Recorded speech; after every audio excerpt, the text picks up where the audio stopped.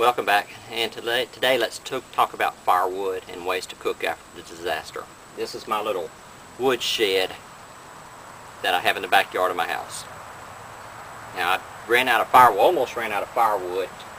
I only was going to be able to cook for 2 or 3 more times using my big barbecue pit. But I keep a load of firewood about 15 miles from here in a remote location inside of a barn. It's about 1.5 cords of pecan and oak, and the oak is mixed between red oak and pin oak.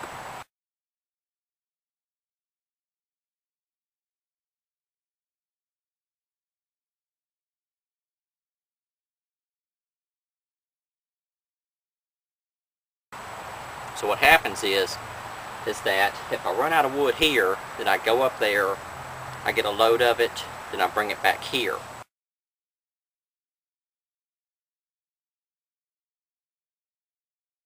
So now one of the first things that's going to happen is if there's a power outage, long-term power outage. Let's say that there's a terrorist strike in this so-called war on terror.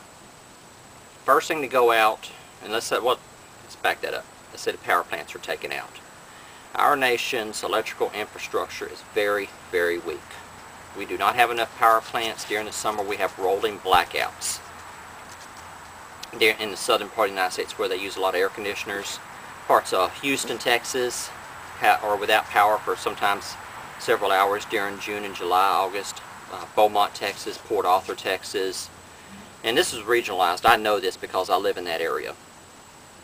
But we do not have enough power plants to service everyone whenever there's a high need. So just imagine if 2 or 3 power plants were taken out. What would happen then?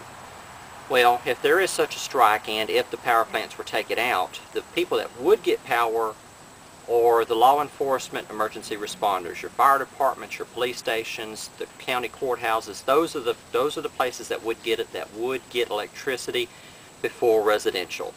So let's say your power is out for a week or 2, 3 weeks, a month. How are you going to cook for your family? Because whenever the power's out, you lose your refrigerator and your freezer. Then you cannot cook.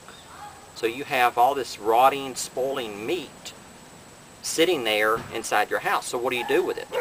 Well, a lot of people just take it out, will be forced to take it out and throw it in trash cans outside their house because they have no way to cook without electricity. This is one of my examples of how I plan on cooking, or how I do cook whenever there is no power or whenever I'm cooking for a large amount of people. So what are your plans? That is the important thing, is your plans. You need a plan that if the power goes out and I need to cook this food, how can I cook it?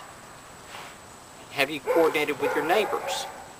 Is that if there's a power outage, long-term power outage, you have all this rotting, spoiling food in your refrigerator and freezer, how are you going to be able to cook it all? Does one of your neighbors have a big barbecue pit or big grill that they can cook with? Have you coordinated with some of your friends and family about cooking all this food, having a big get-together and trying to eat it all before it spoils? The thing is that whenever the power goes out, you need to eat the food in your refrigerator and freezer first. Have a way to cook it. Some type of little portable grill, propane grill, charcoal, wood. Cook it, eat it.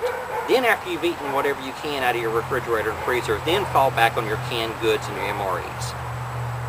Alright, thanks for your time.